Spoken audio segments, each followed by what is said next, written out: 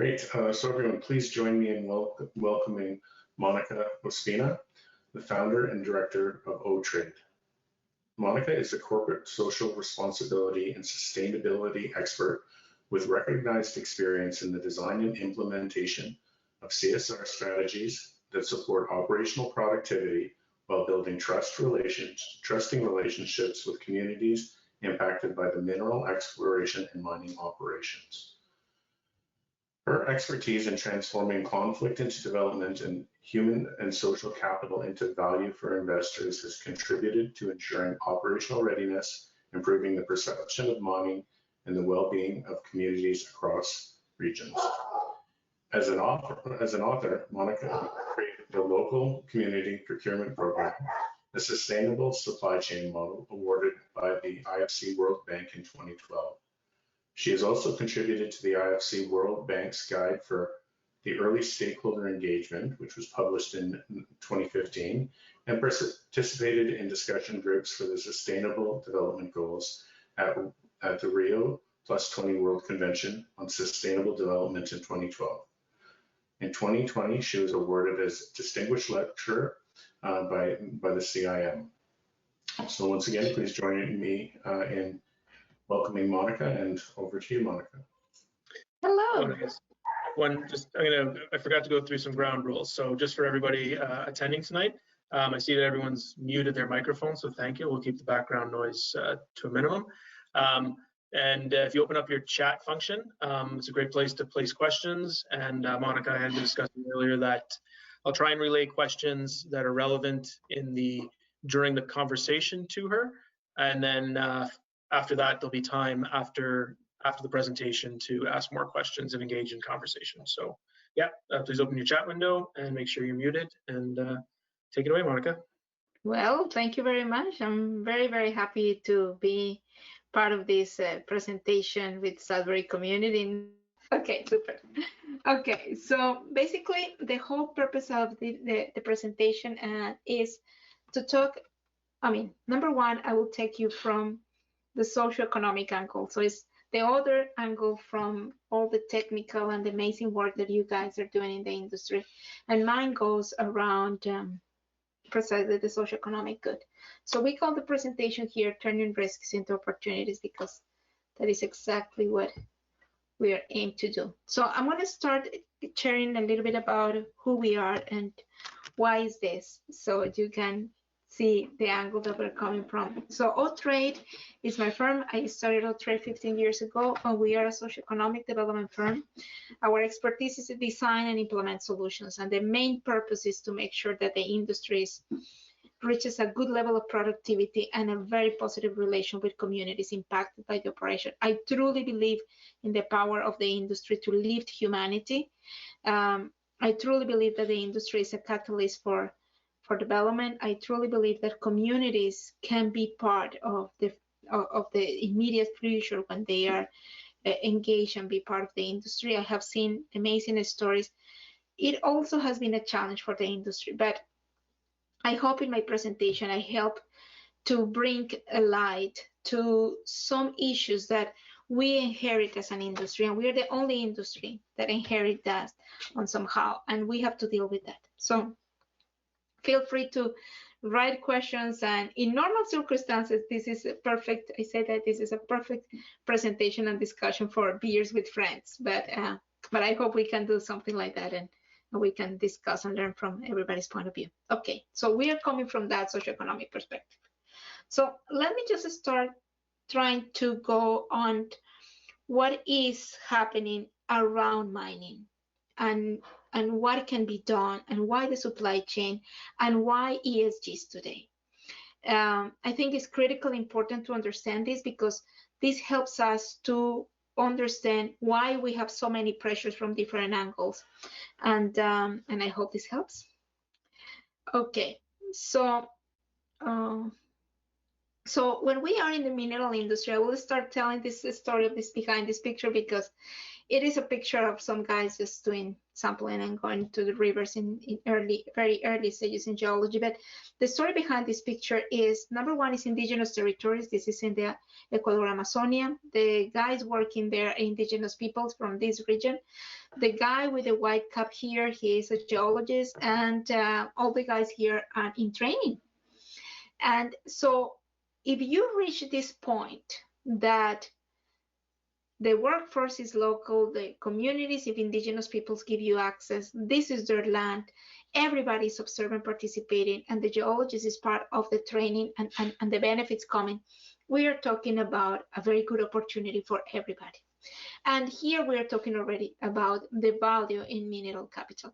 But when I was looking about how we measure mineral capital and all of this, I encountered that it's a lot of work, that amazing work that has been done around assessing and measuring mineral capital from the perspective of the project, feasibility studies, anticipating the prices, anticipating the stocks, anticipating commodities. Even we go so sophisticated in terms of derivatives and going stock market, and all of these things happen. And we are very good in looking at the deposit and looking at the potential. But in between those, there the human and social capital. And that's the piece that the industry, interesting enough, had been very close. Some companies and some people in the industry are very active, but it's not social science to that level of development when it's implemented in the field. But when we go to social and human capital, the story here continues, is the same. I'm walking you through the story here in Ecuador because I think the pictures helps us a lot.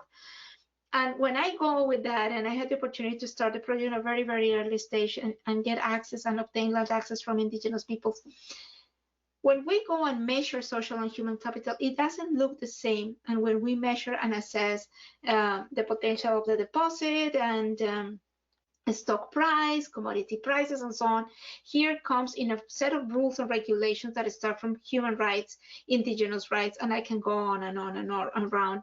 Some frameworks are out there, but it doesn't look the same. We cannot anticipate the same. And even when I just share with everybody this, how much can you anticipate your wife's or your husband's behavior? It's very difficult. I mean, you know them very well, but there are things we cannot anticipate.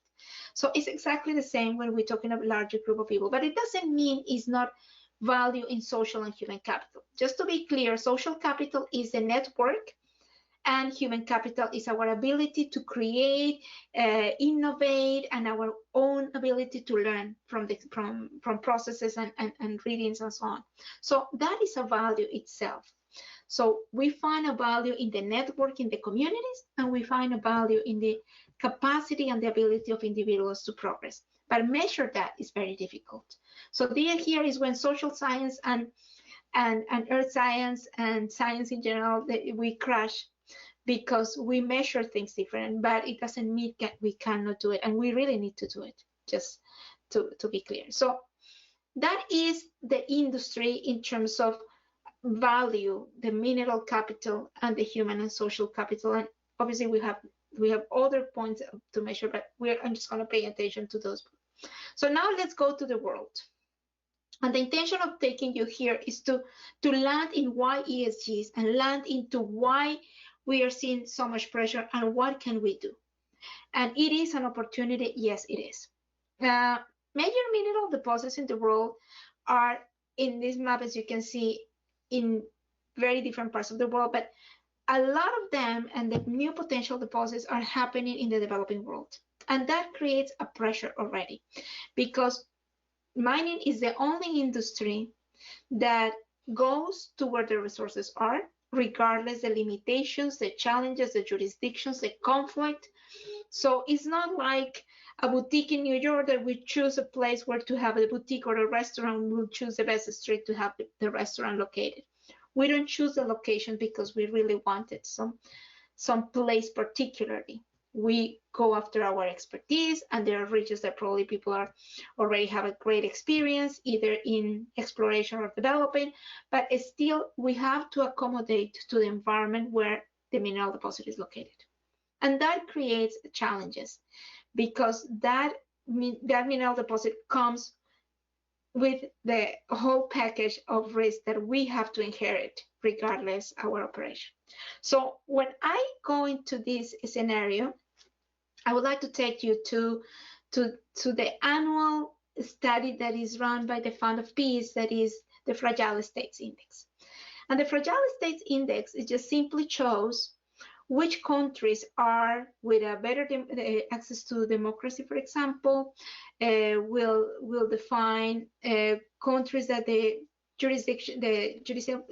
justice system is not operating, countries where they have either traces of war or they are in civil war or conflict, countries in which doing business is very complex, trade is not happening, and abuses to human rights happen a lot. And guess what? These are the jurisdictions that we have to go and work. Not all of them in the world are like that. And so as you can see, Canada is in good blue, Australia is in that, and the same with the north of Europe. But in general, in the world, we are going to increase population to 9.8 billion people by 2050, which means a pressure in the demands of food, and obviously minerals will be under high pressure because minerals as critical to sustain human nature. And the next piece that is kind of interesting is that 68% of the population is projected to live in urban areas. And this is the result of migration due to conflict. So we will find a lot of people moving to cities, and we will have mega cities. Today in the world we have few. Mexico City is one, and Delhi is another one, Hong Kong, and so on. There are mega cities that the migration is so huge that the demand for sanitation, accommodation, housing, and power, you name it, all basic needs are going to be greater and greater. So we will have a lot of pressure on that, but what is behind in the rural areas is still areas in conflict in some cases, and we as an industry, we have to deal with that. We cannot move to where infrastructure is much progress. So this has another effect. In the world, we are moving from fossil fuel to clean energy, which in terms of global warming seems to be the best avenue. But when we talk about how are we going to electrify the world, we talk about mining.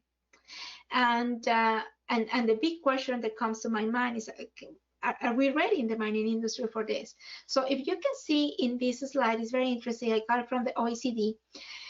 As I mentioned, in terms of the projections of people moving for urban areas, you can see the consumption of energy by 2050 is going to be much greater than it was before because residential. So here we will see the peak and the demand for energy because the massive migration, the mega cities. At the same time, we find that Asia will have an important concentration of population, and Asia will be one of the greatest consumers of energy because the increased population and because also the industries that are happening there and the massive migration to cities. So that is kind of telling us that that if we are going to electrify the world, mining will be a strategic role for doing that. So under this scenario, the World Bank created the program that is called Minerals for Climate Action. And the reason of this is that number one is recognizing that green energies are the solution, but number two is at the same time acknowledging that many of the minerals extracted will come from the developing world. For the case particularly of Sudbury, it won't be the case. We won't be worried about dealing with challenging jurisdictions like the Democratic Republic of Congo or Central Africa, but we will see a peak in the demand. And I would love to learn more from you, actually, because I know very little about mining in Sudbury. So this is a great opportunity to learn from you. But the point here is that, and if you can see in this map, the regions in the world where this mining activity is going to increase substantially, it is mostly in the developing world where living conditions and jurisdictions and challenging and conflict is happening. So that is extra pressure to mining. So all of this will take us to what is start happening in the relation between shareholders, stakeholders, and why it's called as a call for sustainable and responsible mining. So let me take you to this and slowly take you to the investor community. So now we have kind of a general idea of why mining is so critical at this point. We are going to electrify the world, which is a huge responsibility. We are going to increase population, and we are doing our work in challenging jurisdictions. So in order to call for sustainable and responsible mining, there is plenty of set of frameworks and standards that are out there right now. And it is very tiring for companies because this is a lot of around reporting. Reporting around IFC performance standards, which is critical if companies go for finance through the financial industry or to development banks. The Sustainable Development Goals were set by United Nations Global Compact, and is kind of the participation and contribution of the private sector on how the private sector can help. But this goes very much along the 17 goals, including poverty, biodiversity, energy, gender equality, that we see a lot in terms of diversity and gender. It is a lot of pressure because we need to progress in these regions to balance the world economy. ESGs, I'm going to tell you a little bit more later.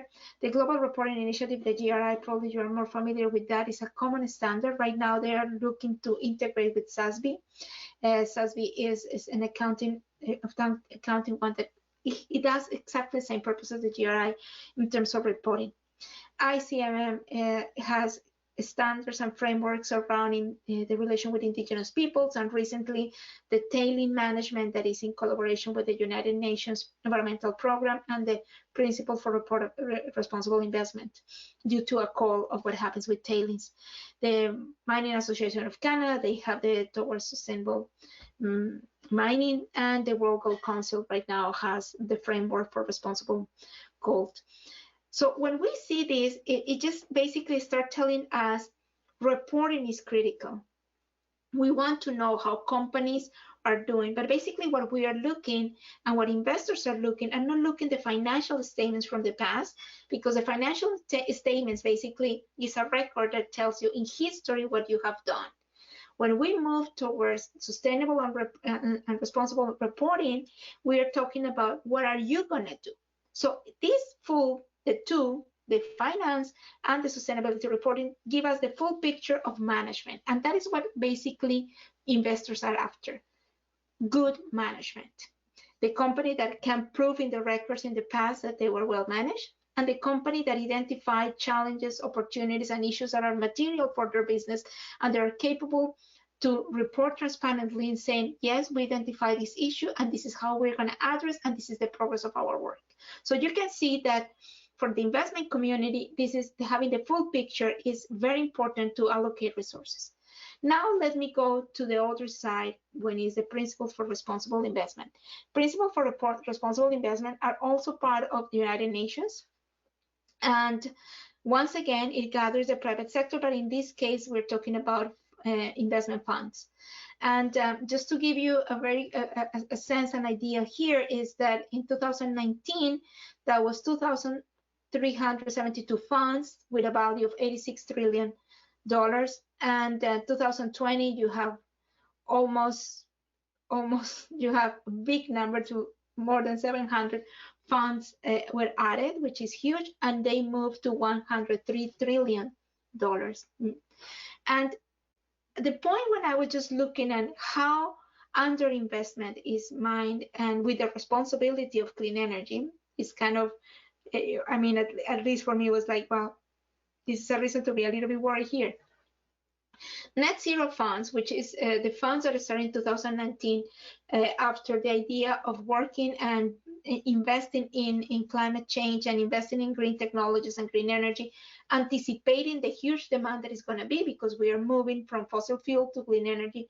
Obviously, investors want to put their money in this. So far, this is $4.6 trillion there, but the mining industry is only $1 trillion. So when I look at the numbers and what I have learned in my conversations and rounds with friends and colleagues, we find that the reason why the industry is underfunded is much more an issue around stakeholder relations, is much more an issue around risk and how we manage risk and how we mitigate challenges at the community level. That social license has been ranked one of the top risks for the industry. And coming from the social angle, I think that it is much more the need to do a professional approach to engagement, to really understand our communities and being able to manage the social risk. But the social risk is not only produced by mining, it's the environment where we do mining. And I think that is fair to say that as an industry, we have a piece, but we don't have the 100% challenge, responsible for the challenge, sorry. We are also inherited a history that is not that cost positive and is very expensive for society. So now let's move to the supply chains. So we already kind of got an idea of why investors are paying attention to this. And now let's go to supply chains. In the case of agriculture, it was very interesting when we moved from, yes? Oh, there was a question that popped up on the last slide. So a question came from Patty. Are any of the PRI signatories funds putting money into the mining industry? Well, this is one of this is a very good question, and thank you for that. We don't know exactly because as is obviously it's private, their portfolio managers won't disclose the companies, but we know that right now is an increased interest in mining because we are going to electrify the world. The challenge is that under principles of responsible investment, funds need companies to demonstrate really good practices in environmental, social, and governance. And in terms of social, mining is not meeting the standard that they want, but at the same time, I think that it's very difficult for social to demonstrate good practices. In terms of environmental, tailings and the cases out in Brazil, unfortunately, didn't help a lot, but it also opened an opportunity for the new standard for tailing management and the new standard that the industry is just jumping to demonstrate good practices. So hopefully, if we have companies that are strong enough in good practices and transparency and reporting well, yes, it will be an appetite for mining for sure. I hope that that helps to answer the question. Okay, so should I move? Thank you. Okay, great. Okay, so now in the supply chain perspective, from the supply chain is a lot of pressure for OEMs and it's a lot of pressure for manufacturers to demonstrate that they are sourcing conflict-free minerals. We have seen scandals around Apple. Philips is one of the ones that it has been very strict from more than 20 years to try to trace where the minerals are coming from, and at the same time putting a lot of pressure on the smelters. And I will walk you through this piece. I'm going to make the association with agriculture because we are going to be living the same process that fair trade and organics went through. So what happened in that? In agriculture, consumers are closer and closer to the produce. So if we buy a chocolate bar, we are much closer to know that this chocolate or this cacao comes from Dominican Republic and it was farmed by a family who has a fair income, and now you enjoy your chocolate like not the fantastic way. But before that, cacao has been under a lot of pressure because of slave labor and child labor. So I'm not saying one is better than the other one, but the fact that we're getting closer to consumers, it puts much pressure in the supply chains. So it's exactly the same happening to mining in a bigger scale, and I don't think it's going to be that much close. But right now, for example, companies are much more aware from where do they source their raw materials. They want to make sure that the conflict-free is much more for countries that are under pressure. If they're sourcing minerals from countries that are not under pressure, obviously is better in the supply chain, which means for Canada, it is a great chance that minerals extracted from Canada will have a better place in the market because this is a guarantee that it's a conflict-free. When I talk about conflict-free, I'm not saying that challenges with local communities and disagreements with local communities will count. No, here we talk about violations of human rights. Here we talk about child labor. We talk about slave labor. Here we talk about those abuses against humanity or crimes against humanity. So just to be clear that if we have a conflict with our local community or we have a challenge in that area, it doesn't count as conflict minerals, but conflict minerals come from those extreme conditions.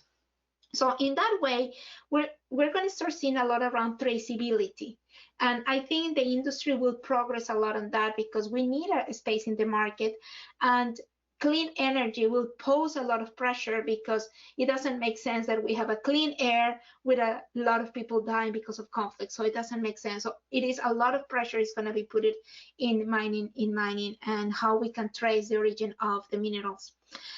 On the other part, on the consumer, in this case, the buyer side, they now in the U.S., the U.S. Security and Exchange Commission, they are looking for companies to have a conflict minerals report.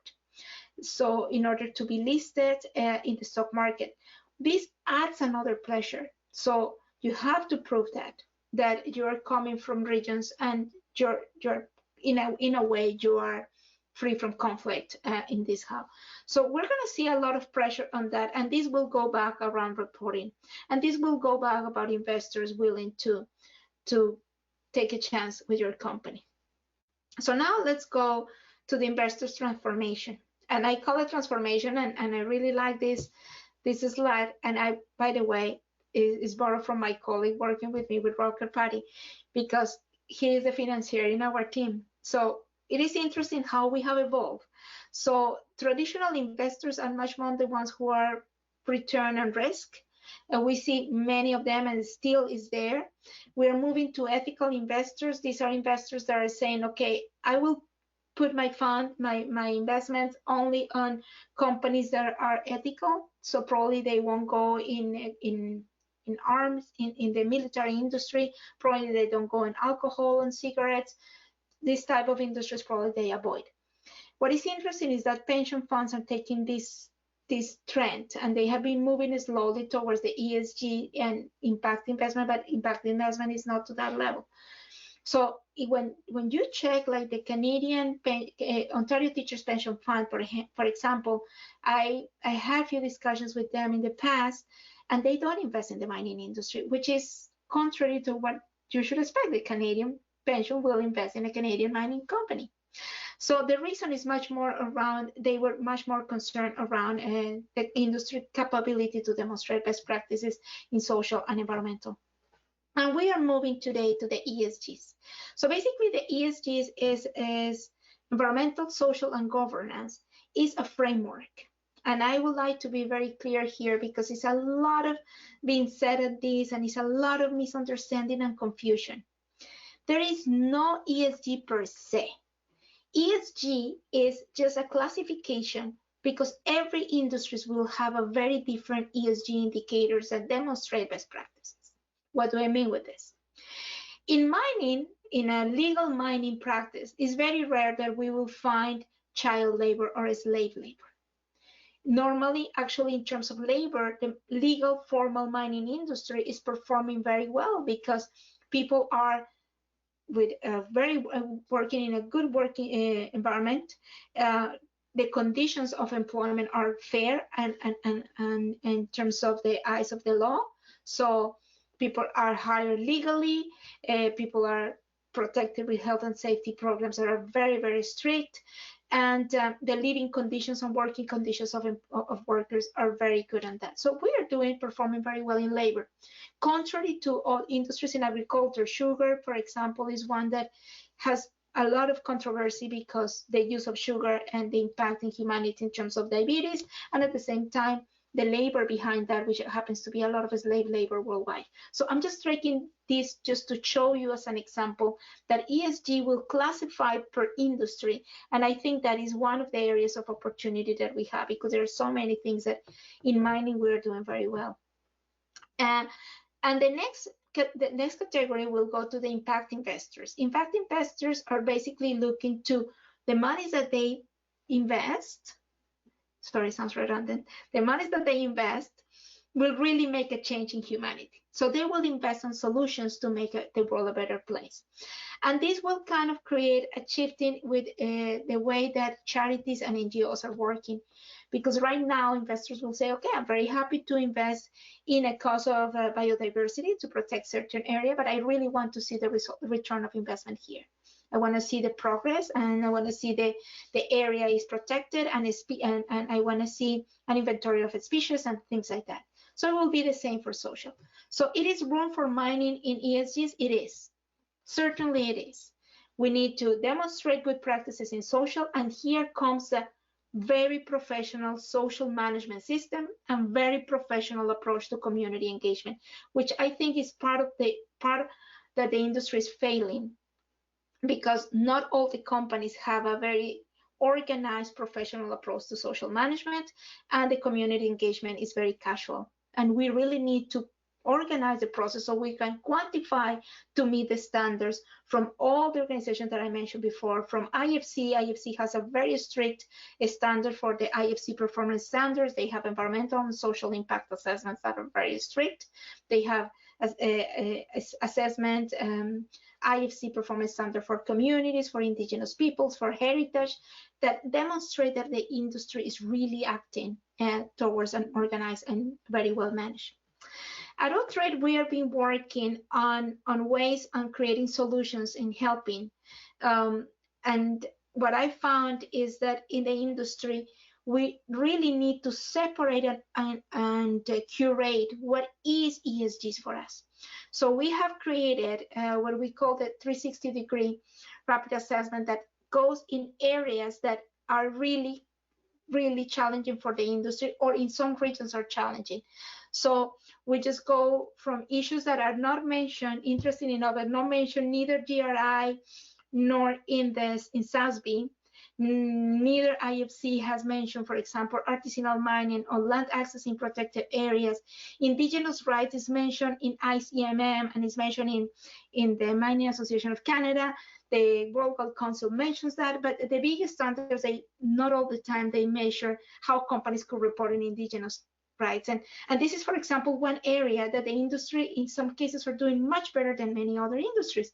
In our industry, we go through consultation processes. In our industry, we go through IBA processes until we get an IBA approved and we get the community approved. And so many cases, we adapt to the culture. We have signs translated to their local languages. I'm not saying this is perfect, but I'm saying this is much closer to best practices than many other industries. So we need to highlight those and report. So what we did was that we curated of issues that are critical for investors and at the same time are issues that are material for the industry. So we have an ESG that works for the industry in these regards. And where we are moving is that from here, we could help working with companies and say, okay, these are the key issues, you should highlight this and that. So your matching in terms of reporting is just makes you stronger in the eyes of investors. It makes you stronger in the eyes of regulatory authorities, and permits could also help. And at the same time will help you to gain a lot of credibility of the information and the quality of the information and reporting. Because the other challenge that the industry faces, and probably you have seen that a lot, and makes me very sad and somehow, is you see some reporting that looks like amazing magazines, nice magazines, nice pictures, but the content doesn't answer that sustainability question. And that is losing credibility, because probably the company is doing an amazing work, and their sustainability report, by being pretty and glossy, destroys your work. Because educated eyes in this, a financial analyst or analysts for the industry or rating agencies, they don't appreciate that. They want to see the numbers. They want to see the number of engagements with communities you have. If you really understand what is the composition and demographics of your communities, what you are doing in development, how you are working around pollution, is the community aware of that? How are you working in collaboration with matter management with communities? How are you doing in terms of anti-corruption, anti-bribery in regions where this happens? What are you doing around inclusion and diversity? Well, today is a topic that everybody talks, but let's go beyond. What are you doing on local procurement? You are not buying from the big store that just is able to to import things from China, or are you producing locally? What are you doing around that? What are you doing? Number of hours of training and so on. So all of these will just really gives you the credibility that is needed. So I think this Monica, is, oh, yes. I think there was a question that's kind of timely with your last statement. So it's from Mark Frayne.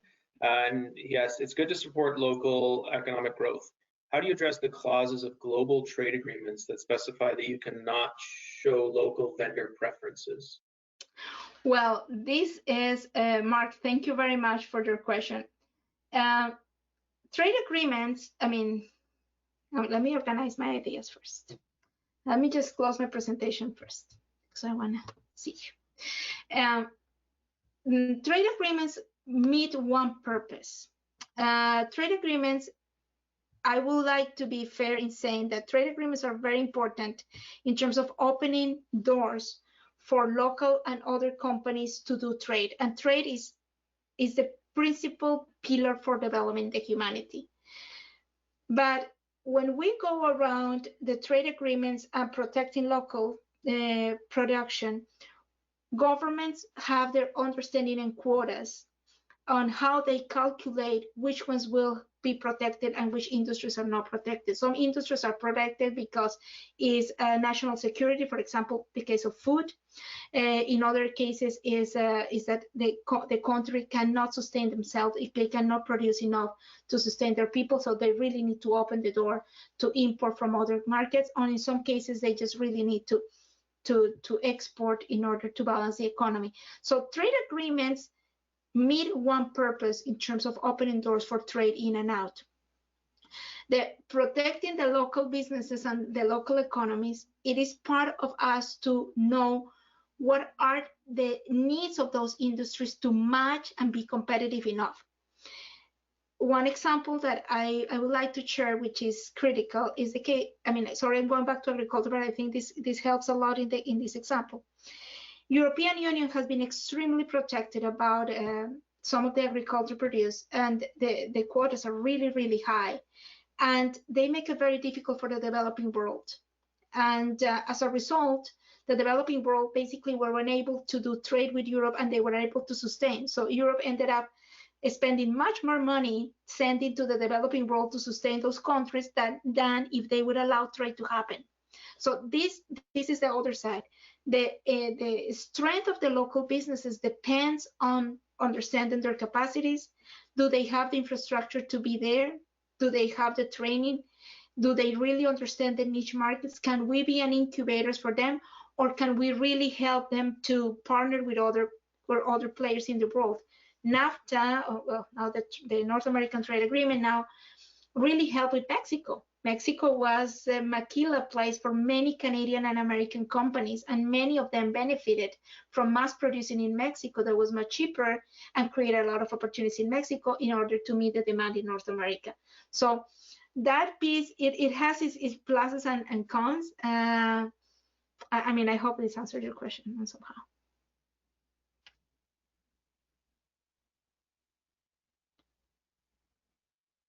Okay. Good, thanks. Okay, great. Thank you very much, Monica. So I guess at this point we can open up to the group for questions. It's relatively small, so we can probably unmute and throw cameras on and ask in person. If not, please throw to the chat, and I'd be happy to relay the message as well.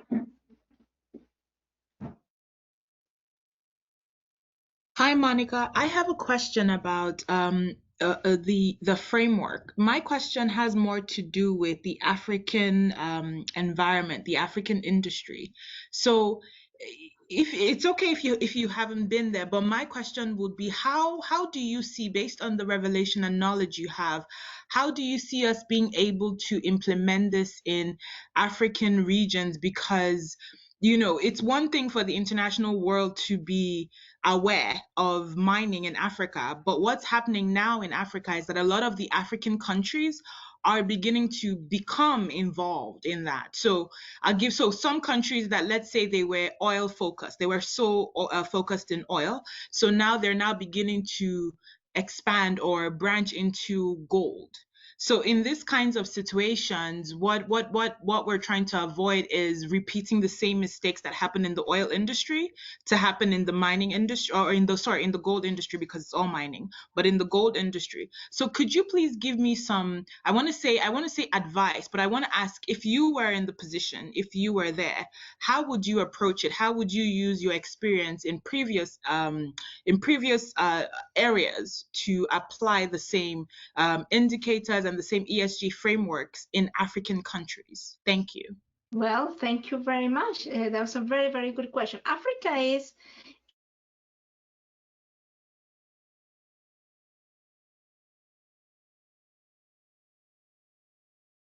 Oh, we lost is very unique in itself, and I will just try to take you to a couple of points here. Monica. The case of Africa. We lost your sound. Let's talk in general about the extractive industry. You lost me? We lost you just after you answered that. Is it better now? Yeah. Okay. Now it's okay? Yes? No? Yes. Thank you. Yes. Yes. Okay. Okay, thank you. Sorry about that. I think that honestly with you guys, I think that my son is using the internet in his iPad. So that might be a little bit of a sabotage on the net. So, okay. So if you guys can hear me, please thumbs up. I only see Colin and Neil. Yes. Okay, good. Okay, the case of Africa is very interesting, and let's talk about in general about the mining, the extractive industry, oil, gas, and mining all together. Africa, sadly, has been left in a way of dependency for many years to the support of donor countries, depends on the collaboration with other countries. It really it has been in this trend of dependency, and that creates that they just move from one to another. So I won't be surprised that the time that Africa was dependent on the oil and gas, now will become dependent on mining, because in the past we'll depend on something else.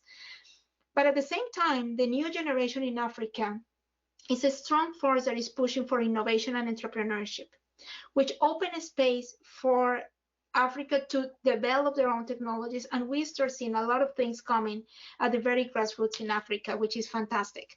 What happened with gold and the frameworks here?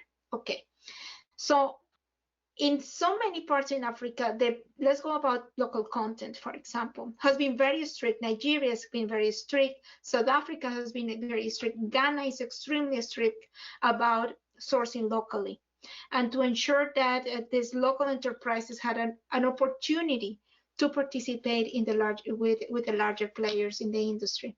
And that has helped a lot, but at the same time has created some challenges for companies, because companies are willing to bring the best technology. They have to go through African partners in order to access that. So it creates an extra layer of cost, bureaucracy, and in sometimes, sadly enough, a little bit of corruption in the middle. So that creates challenges when the restrictions are so strict. So how we can address that? I think that we have an opportunity there in terms of in many of these regions, you don't have to educate about the industry. In so many regions in Africa, they have seen the best players doing best things that governments are not doing. For example, Kinross Gold in Mauritania. The government of Mauritania actually is depending on Kinross in this region to do development, because Kinross does it much better than the Mauritanian government in dealing with Bedouins. So the industry in Africa in some cases have proven to be a better partner, and government just simply ignore that region because the mine builds the hospital, the mine builds the school, the kids are going on time, everybody has a job, housing is working, and the industry is lifting up that region. Is it our responsibility? No, it is not. And this is the piece that Africa is failing, because governments have to step up to responsibility with citizens. But the industry, in order to be productive, has to do it, because you are in remote areas that if you don't do it, the government won't ever electrify you, you won't ever switch a light. So you have to do it. So how we can do it there is start trying to engage at the very local level, because that frustration is the same frustration communities have. So we share a lot with communities, the industrial communities, and how we partner together, how we really identify the capacities, not the needs, the capacities. In my work in the last 20 years, in my research work, I have done a lot of emphasis in mapping the capacities and not the needs. And I will just say something very simple. When you ask any of your kids or yourself, what is your need for Christmas, or what do you want, kind of, you will start from a glass of wine to fantastic holidays in the Caribbean. So your needs are never satisfied. Our needs are never satisfied. But our capacities allow us to grow ourselves. My capacity to speak another language, my capacity to do this job because I was training this, my capacity to run X number of miles, my capacity to build and create. And that is material and real. So I think that in Africa, we really need to map capacities. That will be things that I will say. I have been in Africa. I mean, I had one project once in Namibia that was an amazing experience, and once in Senegal, where I really learned that, honestly, Africa, and I think that all of us, we just need an opportunity to develop in our own capacities. I don't know. I hope that helps. But if you want, you can send me an email. I'm sure we have a very good conversation ahead. It helps. Thank It you. helps. Thank you. Thank you. for It your helps, question. and you do have a. So I thank you for your answer, because your answer shows that you do have an experience in the region. I'm very, over the years, I've been very unhappy with people's perspective with Africa, not because necessarily it's wrong, but because it's flawed. Like, it's one of those things where it's like, I understand, but there's a part of the solution or a part of the equation that you are not talking about. You're just talking about an overview that you have had from TV or from, national, like, but you seem to have a grasp of it. So thank you so much. And yes, we'll keep in touch. Thank you. I liked your answer, and it did answer my question. So yes, thank Oh, this is great. Okay, that's good. I will be very happy to hear from you. Thank you. you.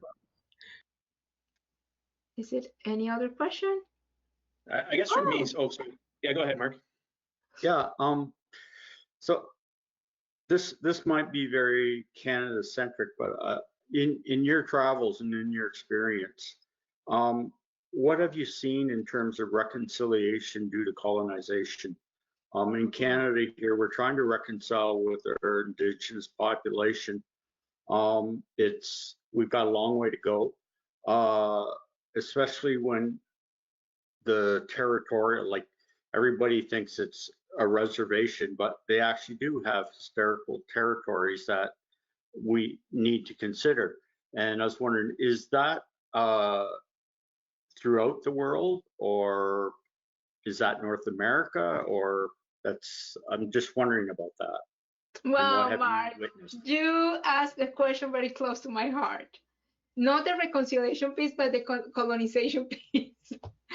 I think that, okay, let's start for two pieces. Human beings, we need to reconcile. Even we need to reconcile with ourselves when you do something that was not very good. I see it with my son. When he eats too much chocolate, he needs to reconcile a little bit with the idea that he has a little bit of stomachache because too much chocolate and too much candy. So human beings, we have this spiritual piece. And this spiritual piece comes around that, like, reconciliation, forgiveness, and moving on in our life. And societies, we need to move on, because living in the past is just deteriorates the opportunities to move and create for the future. And I'm talking about create. And let me just go now to the colonization piece. In the world, we are a result of colonization. We are all the result of colonization. Even if we started from millions of years, I mean, you excuse in science, social science, but I'm not the expert in science. But even if we just start from the first man from South Africa, start walking, he was colonizing. Every single step was colonizing. So the result of colonization is the result of humanity. We have been moving. The point is the ethical piece of colonization. what we have done when we colonize. It's like if you go for holidays and you colonize Cuba for 2 weeks. And how good or bad are you're doing there? How many girls pregnant are in your vacation and you don't even know? How many things like this happening? So it's exactly the same happened with the Spaniards 500 years ago. Sorry, I'm laughing because it's just very close to my heart because I live this in every community I go. So the colonization is something that we cannot discard from communities and from history and from humanity. We can't. We have 2 legs, therefore we can move. And when we move, we do things that are good and we do things that are not that good and good things that we don't even remember. So that piece is one. And we need to recognize that colonization at the same when I think, Mark, you were the one asking about trade agreements. Trade happens and allows us to be today because trade. Let's put it this way.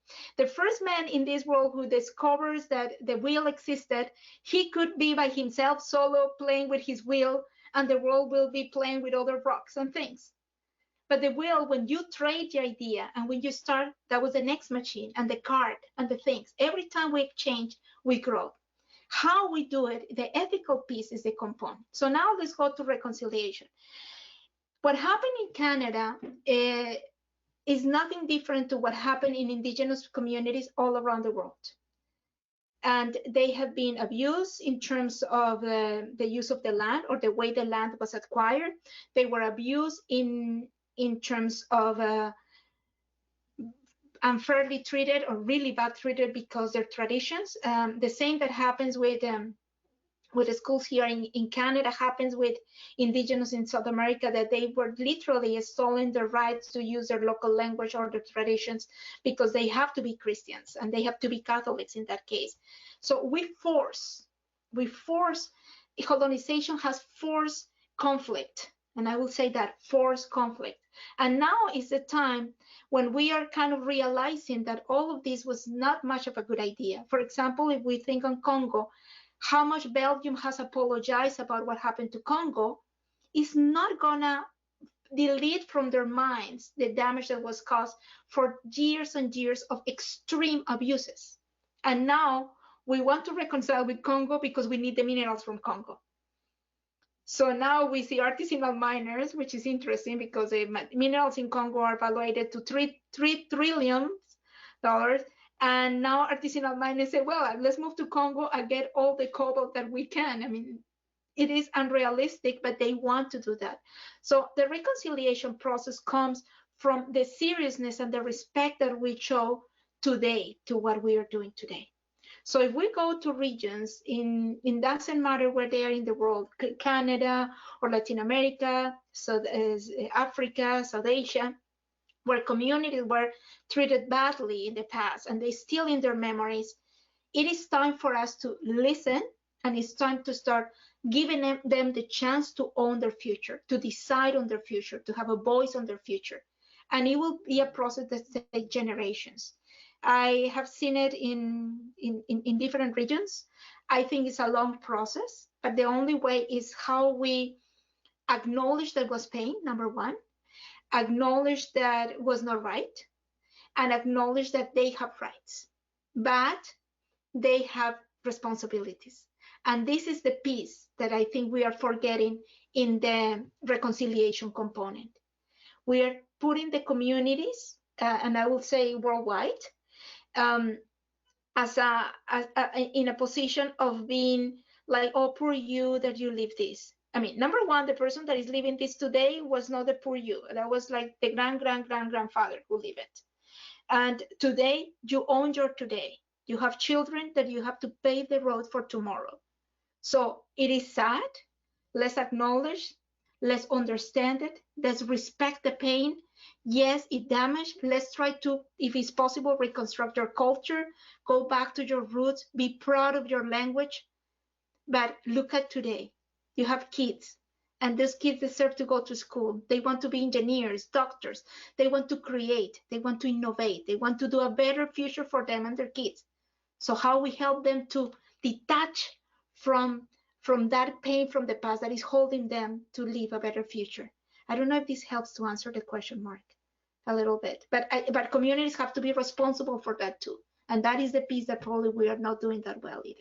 And we are not helping them by doing that. Well, thank you very much. I only have one rebuttal. I've never been to Cuba. Okay. But probably you have been in a fantastic holidays that makes you a colonizer in Dominican Republic or the Caribbean, anywhere.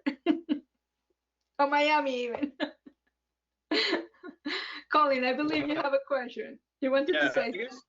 I was going to ask. I think it followed along with the comment or the question from Tiga Gold, and I believe she was referring to Nigeria. Just taking a guess there, and I heard you speak of Namibia, and I've personally operated a mine in Zambia, and oh, nice. And in your line of work, you're exposed to millions of jurisdictions and companies, and how do you get to a point, the amount of background research you need to do to jump in and be successful and aid has got to be tremendous, and how do you adapt so quickly to those varying cultures and countries, and the conflict or lack of conflict and the stability of wherever you're going to be working on projects?